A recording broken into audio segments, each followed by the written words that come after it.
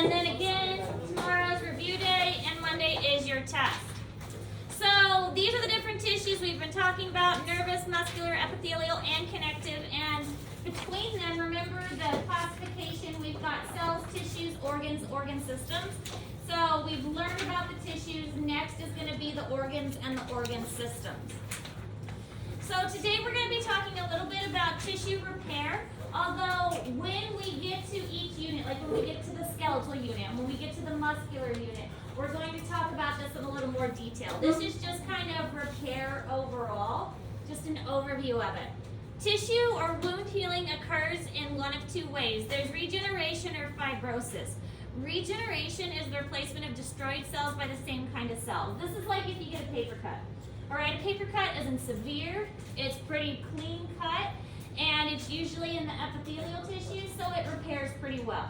So that means the epithelial cells around that paper cut are just going to make a copy of themselves and fill in that hole.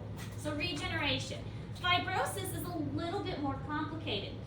This is repaired by dense connective tissue, and it basically is going to leave a scar. So if you have a more serious injury, if you have a cut that goes deeper, then you're probably going to get a scar from it, and if that's the case, that scar is made by dense connective tissue.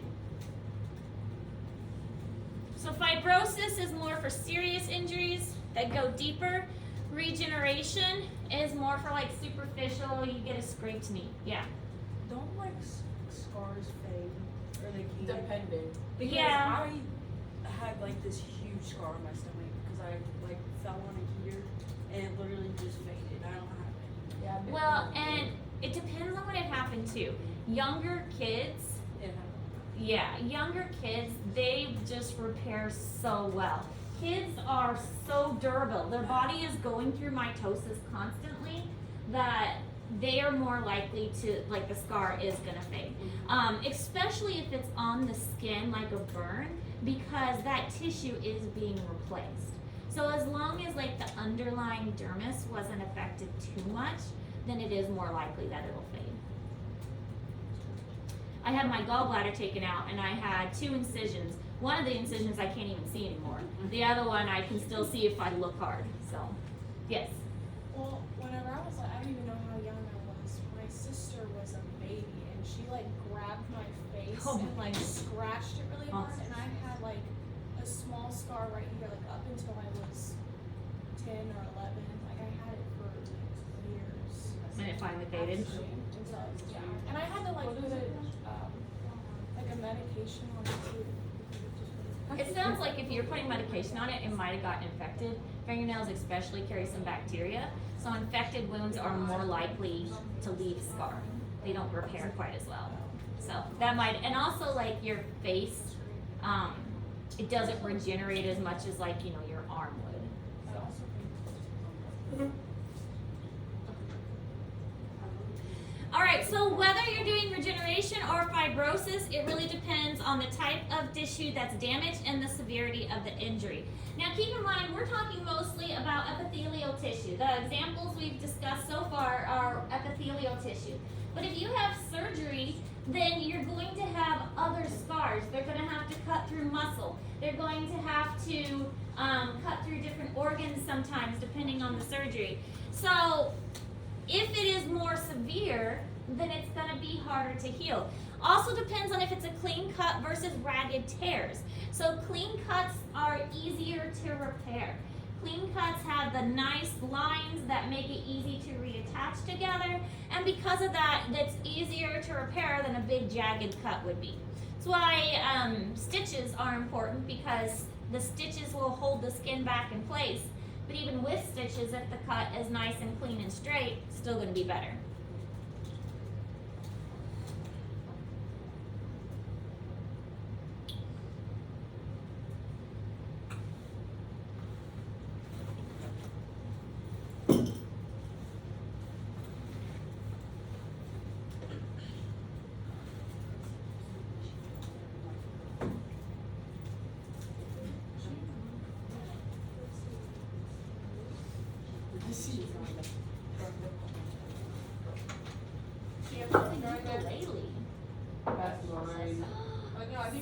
on that. We have to give a secret talent speech today, and my sister I don't think I can got Kind of been thinking, I'm gonna do it. I got mine when we were all in lockdown and nothing to do, so I was like, you know what? Cause I tried guitar, but I really wasn't the best at guitar. Guitar's hard, ukulele is Ukulele is so much easier than guitar. I tried those in the beginning. Yeah. It's not. That's what I heard. Yeah. But once you learn ukulele, it makes it so much easier to learn guitar. Yeah, I can't move my fingers that fast and like support. Right.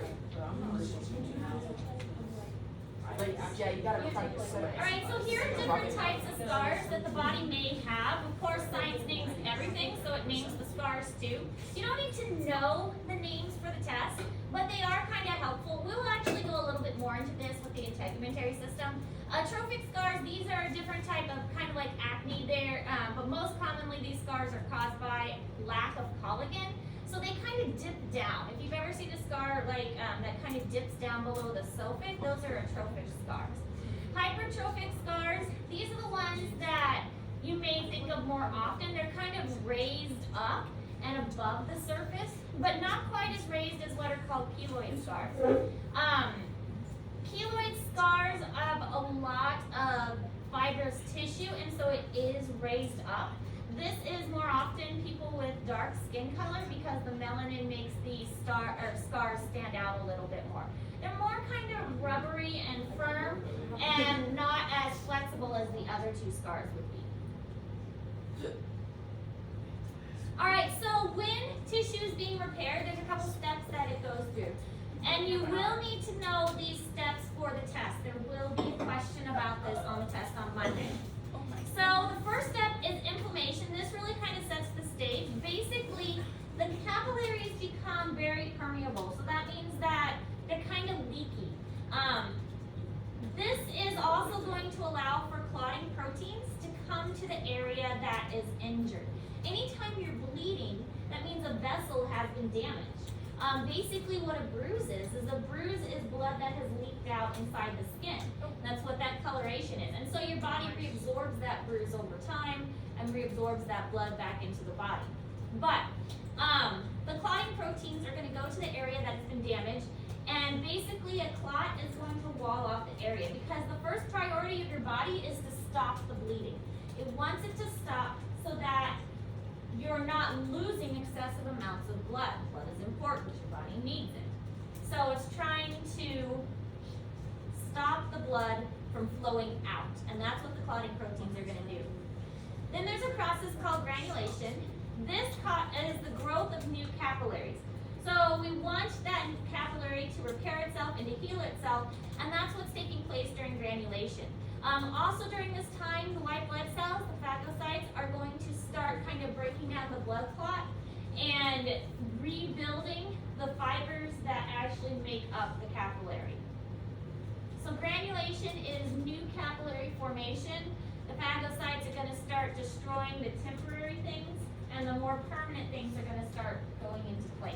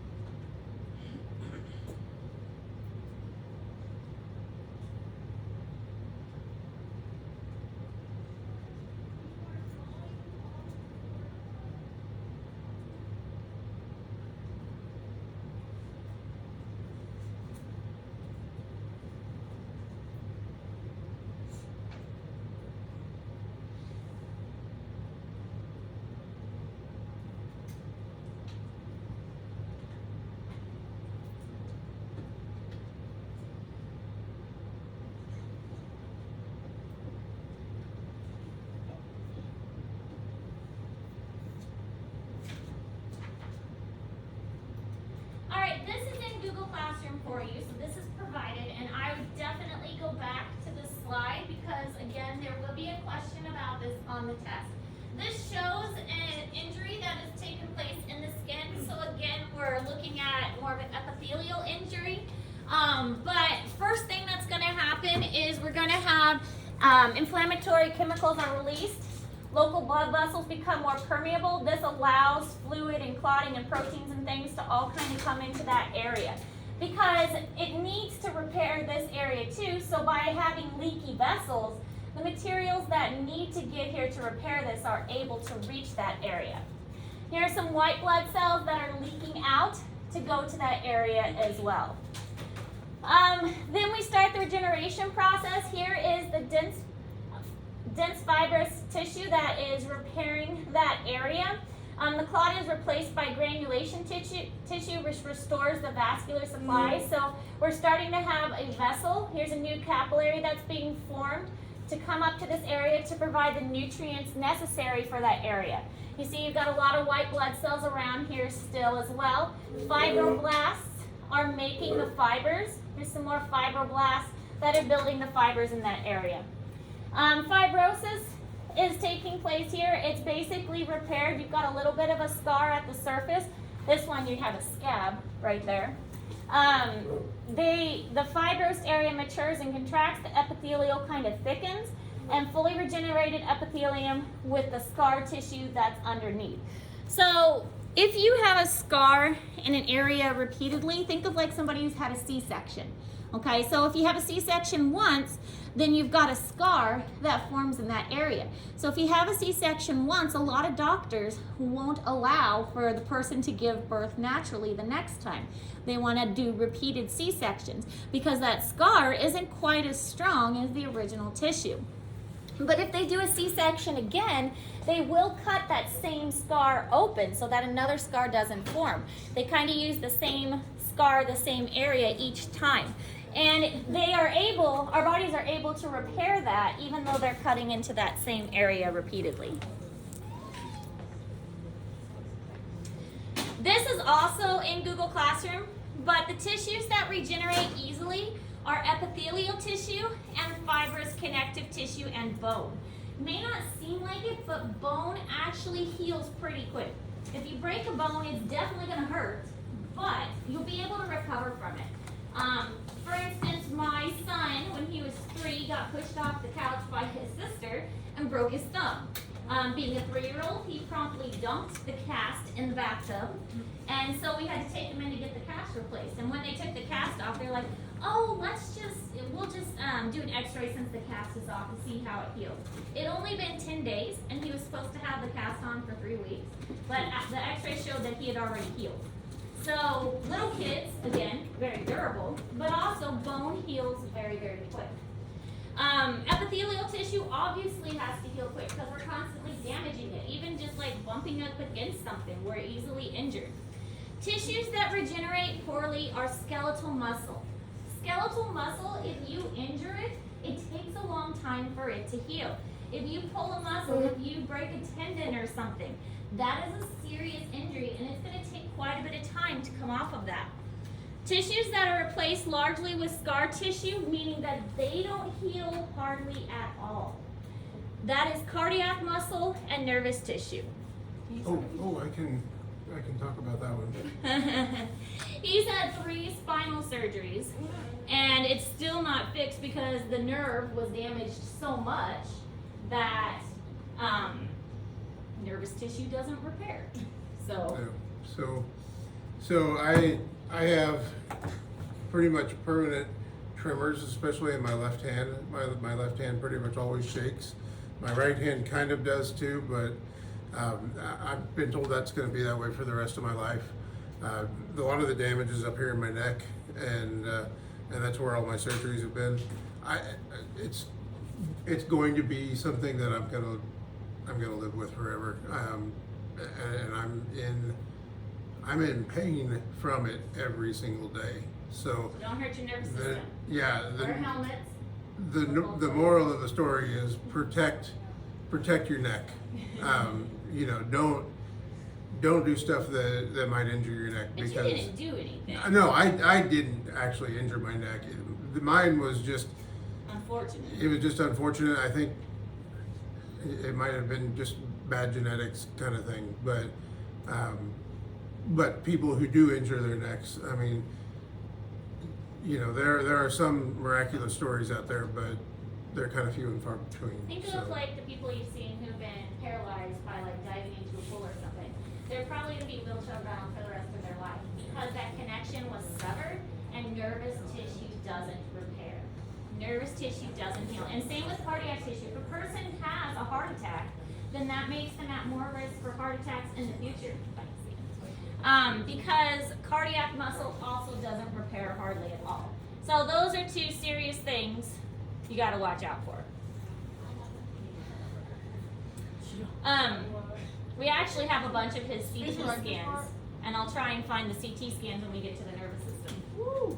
You can look at his, he's got like all kinds of metal in his neck. All right, anyways, this you do need to write down. At the end of the second month of development, so this is a baby growing in the mother's pregnant, baby's not born yet. At the end of the second month, the primary tissue types have appeared. So this is about when the mother is 8 to 9 weeks pregnant, very early on. A lot of those major organs are also in place. So a baby's heart begins to beat at around 4 to 5 weeks of pregnancy. A woman doesn't even find out she's pregnant until about 4 weeks, although tests are getting more sensitive, so they can sometimes find out a little sooner. The earliest I heard one of my kids' heartbeats was 8 weeks. But typically it's around 10 to 12 weeks that you can hear the heartbeat. So organs are in place by the end of the second month. By the time you get to adulthood, only a few tissues regenerate. Again, that's because kids heal so much quicker because they are growing constantly. Their bodies are constantly going through mitosis. Many tissues still retain populations of stem cells. Do you guys know what stem cells are? I know that they're Stem cells are a very controversial topic. And what stem cells are, they are cells that don't have a purpose. They could be anything. That's why they are so coveted in the research field, because if you do have a heart attack, well, let's put some stem cells in there, and the stem cells could become new heart cells. If you do have a muscle tear, well, let's put some stem cells in there, and those stem cells could become muscle cells. Stem cells don't have a purpose yet. They can become any other kind of cell. The controversy surrounding stem cells and stem cell research is most stem cells are found in newborns, and I don't know if it's done anymore because there's been so much backlash, but some stem cells were originally obtained from aborted fetuses, and that's where the controversy surrounds it. But you can get stem cells through other sources, and cord blood banking is a great example of that. Umbilical cord blood has a lot of stem cells present, and those stem cells can be extracted and banked, but it costs a lot of money. So, capacity for regeneration, good to excellent, epithelial, osseous, which is bone, areolar, and dense irregular. Moderate is smooth muscle and dense regular. So smooth muscle like the capillaries or the vessels and your digestive tract. Weak is skeletal muscle and cartilage. That's why if you get a piercing in your ear or your nose, it doesn't, the hole stays there for quite a while. It doesn't regenerate. And none to almost none for regeneration, cardiac muscle, and nervous tissue.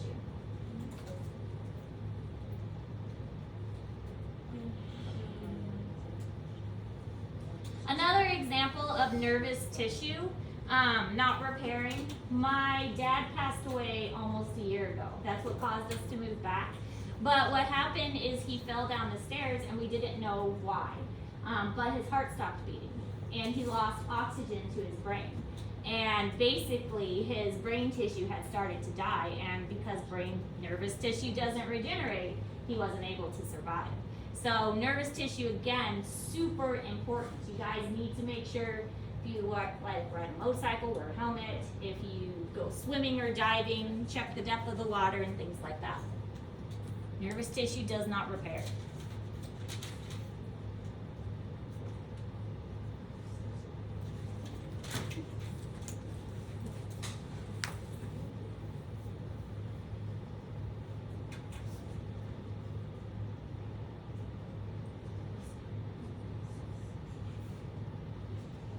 shut up.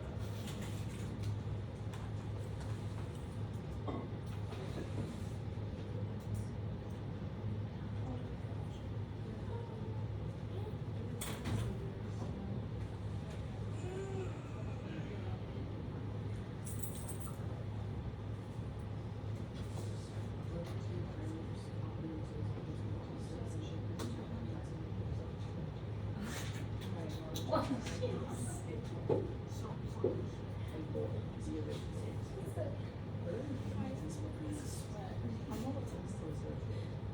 It's making you sweat. Yeah, because I'm like stressing over you're gonna turn change. I'm waiting. I see Go, you. go, go, go, go. No pressure. I'm good. You good? Yes. Okay. Oh. Didn't mean to stress you out over my notes. Fall asleep. You put your hair up. All right. So as far as aging, injury can cause severely handicapped amytotic tissues, meaning that the tissue just doesn't have the original ability as the tissue did to begin with. But overall, we don't know what causes aging. But chemical and physical use, exposure, as well as genetic programming, all these things go into it. There's a lot of things that affect the age of the tissue. There's a theory that your cells from birth are designed to go through mitosis only a certain number of times. And once that certain number is reached, then you basically start to die.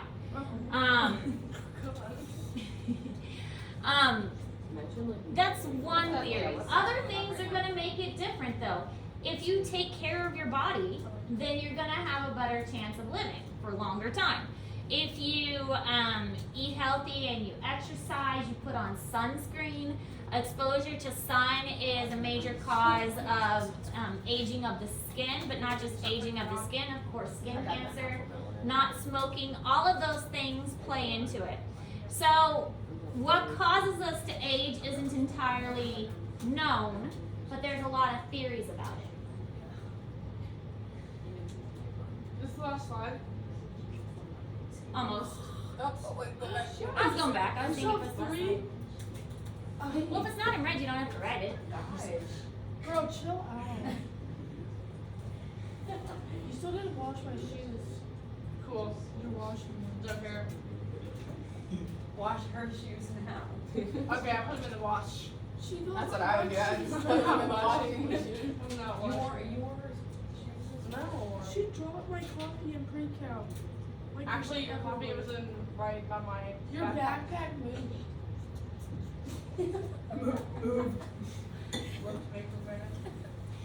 All right, so with increasing age, the epithelial thins, the collagen decreases, the skin is less stretchy and more papery.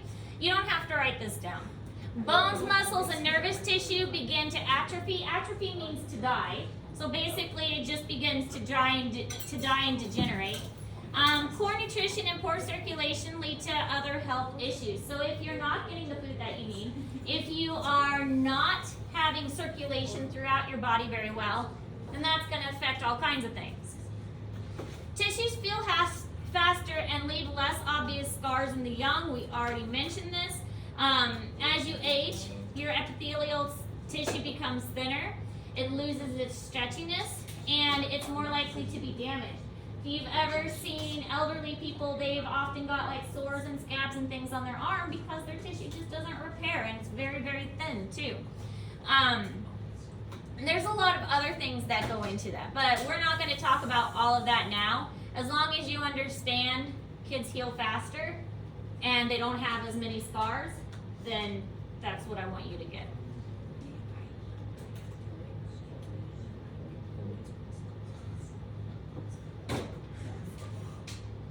So flexibility of arteries, you want your arteries to be able to stretch to accommodate pressure. If your arteries are not stretchy, they're more likely to burst from the pressure of your heart. Lack of calcium, and calcium in the bones makes the bones more brittle and more likely to break. So there's a lot of things that can contribute to injuries that we see in older people. All right. There are different kinds kinds of, well, these are just some of the words that we've been saying, and I want to make sure you understand the words. Neoplasm refers to a tumor, and they could be both benign or cancerous. And neoplasm is just a general term for a type of tumor. Benign is good. If you have a tumor and they say it's benign, that's what you want to hear. It means that it is not cancerous. Cancerous tumors, they've got different names, and we'll talk about those a little bit more when we get to the integumentary system. Basically, what causes cancer is cells dividing uncontrollably. If the cell divides and just divides over and over again, that's what causes cancer. Hyperplasia is increase in size of a tissue or organ. So this can happen when a tissue is strongly stimulated or irritated. So my son's appendix was expanding because it was infected. A person's pancreas expands if they have pancreatitis. Things like that. So that would be hyperplasia.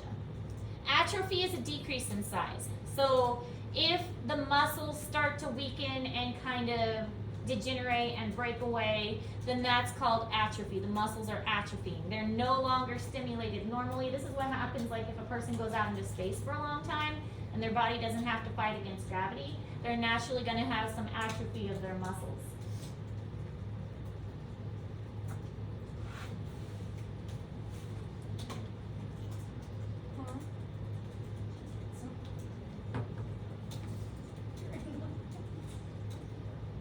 Wait, what?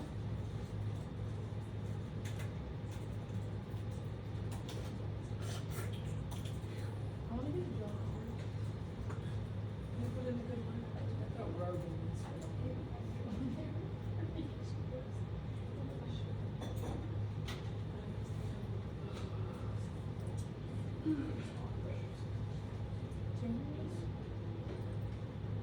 All right, now we're done. Sorry, girl. I'll go back. I'm almost done. Okay. So that covers the end of the histology material. We will have tomorrow to review, and then we will have our final test over histology Let's go. on Monday. Then Tuesday we will move on to the integumentary system. Now, we've been breaking the histology up into little chunks. So the integumentary is going to be a bigger unit with a bigger test at the end. Okay? So it's going to cover a lot of material. It will probably take us up to Christmas. What? It'll probably take us up to Christmas. Well, if you think about it, that's not that much time really. And we have to have time in there for our final as well. Is that 2 months? But we've only got 2.5 weeks left of this month really. When was that with psychology? So, today's assignment It's really not. is a crossword. There are 2 pages to the crossword. This one I'm actually going to make due Monday by 4 o'clock because our test is Monday, and the whole point is to do it as a review. So Monday by 4 o'clock for this assignment. Okay, and there's 2 pages to it. I didn't staple the pages because I figured it'd be easier to have the pages side by side.